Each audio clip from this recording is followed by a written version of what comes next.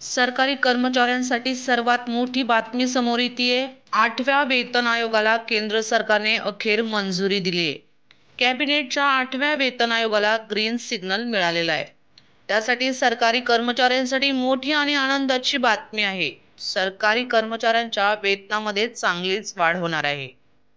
केंद्र सरकारनं 8व्या वेतन आयोगाला मंजुरी दिली असल्याची माहिती केंद्रीय मंत्री अश्विनी वैष्णव यांनी दिली। 7व्या वेतन आयोगाचा काळ संपण्यापूर्वी सूचना स्वीकारण्यासाठी वेळ मिळेल असंही केंद्रीय मंत्री अश्विनी वैष्णव म्हणाल्या। चेअरमन आणि 2 सदस्य असतील, त्यामध्ये कोणाचा समावेश असेल याबाबत लवकरच माहिती दिली जाईल असंही अश्विनी वैष्णव यांनी म्हटलंय। आज कॅबिनेटची बैठक जी आहे ती पार पडलेली आहे। केंद्रीय कॅबिनेटची आणि पंतप्रधान नरेंद्र मोदी यांच्या अध्यक्षतेखाली पार पडलेल्या या बैठकीमध्ये अत्यंत महत्त्वाचा निर्णय जो आहे तो घेण्यात आलेला आहे। केंद्रीय कर्मचाऱ्यांसाठी ही खूप आनंदाची आणि सुखावणारी बातमी आहे असं आपल्याला एक प्रकारे म्हणावं लागेल, कारण आजच्या बैठकीमध्ये जे महत्त्वाचे निर्णय घेतले गेले त्यामध्ये सरकारी कर्मचाऱ्यांसाठी 8वा वेतन आयोग जो आहे तो लागू करण्याचा अत्यंत महत्त्वाचा निर्णय या बैठकीमध्ये घेतला गेलेला आहे। अश्विनी वैष्णव जे माहिती आणि प्रसारण मंत्री आहेत त्यांनी पत्रकार परिषदेमध्ये ही माहिती दिलेली आहे।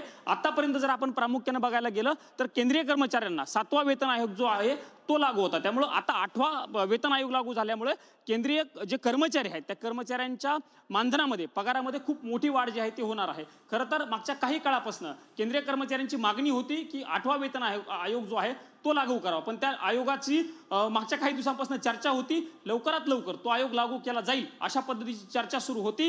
मात्र असं असताना आज केंद्र सरकारनं सरकारी कर्मचाऱ्यांसाठी हा खूप मोठा आणि दिलासा देणारा निर्णय घेतला, त्यामुळे आतापासून केंद्रीय कर्मचाऱ्यांना 8वा वेतन आयोग जो आहे तो लागू झाल्याचं बघायला मिळणार। 8वा वेतन आयोग लागू झाल्यानंतर कशा पद्धतीने एकूणच त्यांच्या वेतनामध्ये बदल होणार आहेत, काही माहिती मिळालेली आहे का?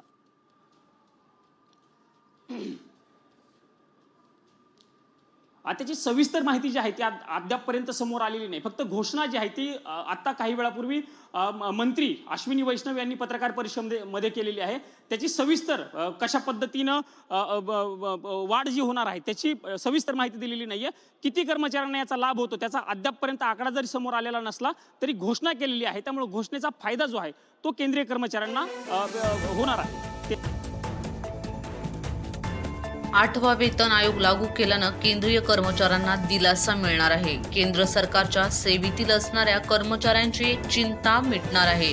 8व्या वेतन आयोगाच्या स्थापनेची घोषणा करून केंद्र सरकारनं कर्मचाऱ्यांना मोठं गिफ्ट दिलं आहे। व्हिडिओ आवडला असेल तर व्हिडिओला लाईक करा, चॅनलवरती नवीन आला असेल तर चॅनलला सबस्क्राईब करा व इतरांना देखील शेअर करा।